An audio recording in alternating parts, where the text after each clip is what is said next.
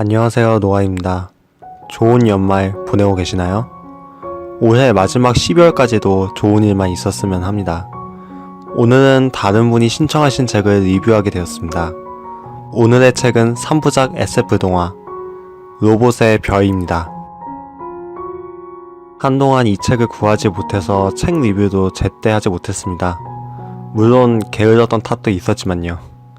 아무튼 그래서 살까 말까 고민을 했지만 돈이 많지 않아서 책이 반납되기를 기다렸죠. 드디어 리뷰를 할 수 있게 되었네요.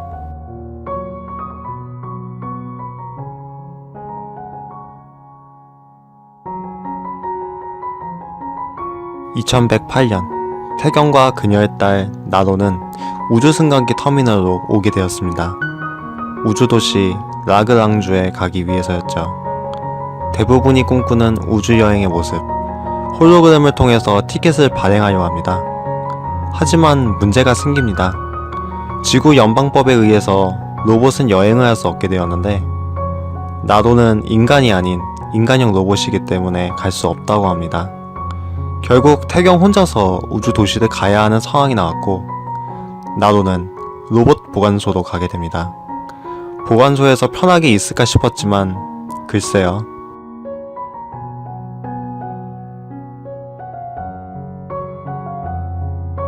시간이 얼마나 흘렀을까요?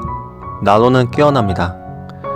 나로는 보관소에 있는 한 공룡 로봇을 보았는데 공룡 로봇의 이름을 알고 있을 뿐더러 데려가야 한다고 생각했죠. 그렇게 집으로 돌아온 태경과 두 로봇. 그러다 이웃인 진우가 울먹인 채로 찾아왔습니다. 진우를 돌본 육아 로봇 현주씨가 공장에 팔릴 수도 있다는 이유 때문입니다.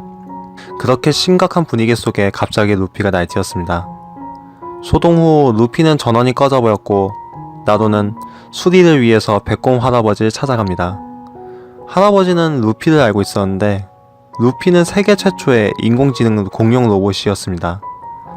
또 루피한테 새로운 비밀이 있었는데 로봇의 3원칙 프로그램이 제거되어 있었습니다.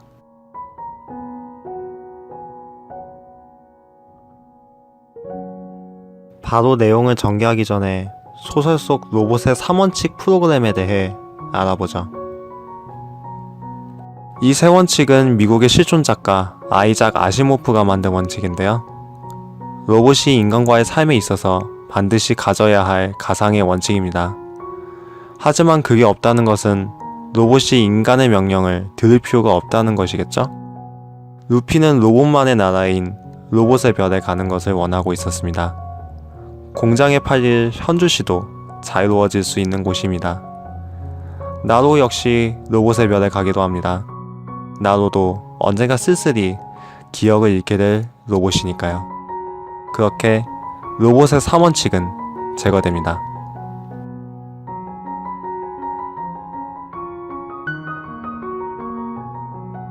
편히 나갈 수는 없었습니다. 진우가 로봇의 3원칙을 지운 일을 이야기했기 때문이죠. 경찰은 추적을 시작했고 나로와 루피는 위기에 몰립니다. 위기 속에서 태경은 나로한테 용기를 줍니다. 나로는 자유로운 삶을 살아가기로 했으니까요.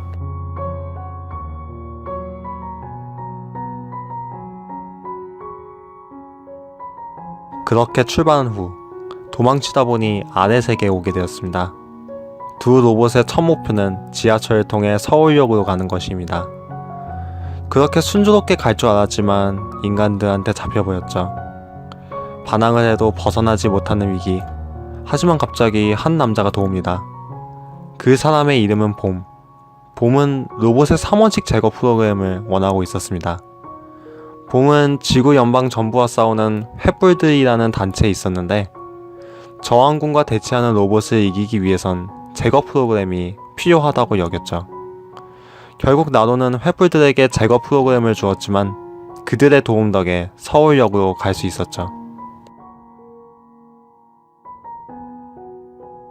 다음 목적지는 도쿄. 나로와 루피의 현상수배는 계속되고 있습니다. 당장 잡힐 수 있는 상황 중 익숙한 로봇을 보게 됩니다. 현주씨와 비슷한 모델인 현태씨라는 로봇이었죠. 훈훈한 분위기가 흐르는 듯 했지만 다시 나오는 현상수배 광고. 급박한 상황 속에 현태 씨는 나도 일행을 돕게 됩니다. 그 덕에 나도와 루피는 결국 터미널에 도착하게 됩니다. 그렇게 나도와 루피는 무사히 로봇의 별에 가게 되는 것일까요?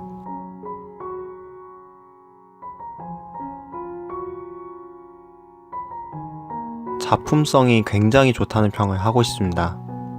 어쩌면 미래에 정말로 있을 법한 이야기일 뿐더러 인공지능이 많이 쓰여지는 만큼 로봇과의 삶에 대한 질문을 던지게 됩니다.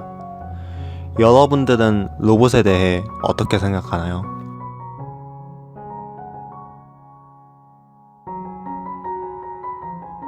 오랜만에 책 소개를 해서인지 많이 떨렸습니다. 참고로 이 로봇의 별 1권의 내용은 80%를 공개했습니다. 이후에 나오는 결말은 직접 보셨으면 하네요. 좋은 연말 보내세요. 구독과 좋아요 부탁드려요.